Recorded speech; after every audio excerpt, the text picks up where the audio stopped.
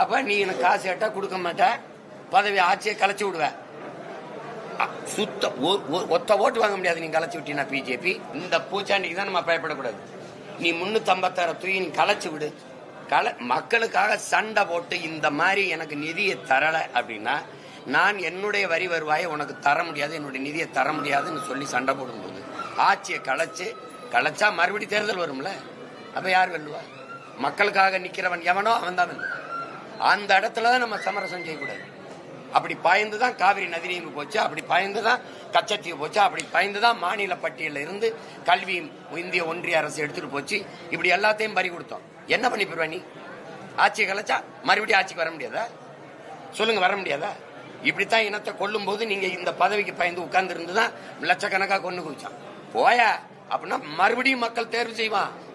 அவ்வளவு மானம் கட்ட, உணர்வு கட்ட, ஒரு அறிவு கட்ட மக்கள் கிடையாது இவன். தன்மானமுக்கு ஒரு இனம்.